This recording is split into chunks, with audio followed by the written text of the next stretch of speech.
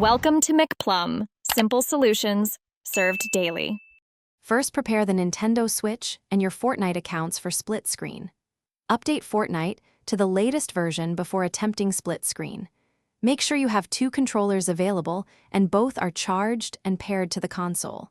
Each player needs their own Epic account for proper sign, in, and progression. Create a free Epic account ahead of time if the second player lacks one. Restart the console if controllers do not pair reliably, or if the game failed to update. Launch Fortnite on the Nintendo Switch using the primary account and reach the main lobby. Choose Battle Royale mode, because split screen only works in duos and squads playlists. With both controllers connected, press Y on the second controller to prompt local sign-in.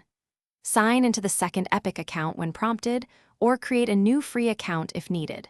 Once both players appear and are ready, choose Duo or Squad and start matchmaking for split screen play immediately. Understand the limitations and common fixes before you play split screen. Split screen only works in duos and squads playlists and is not available in solo or creative modes. The display uses a horizontal split, and you may notice reduced frame rate or visibility in crowded fights.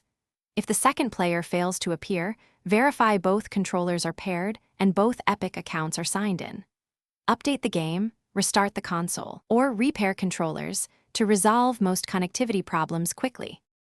Thanks for watching. Stay juicy and subscribe.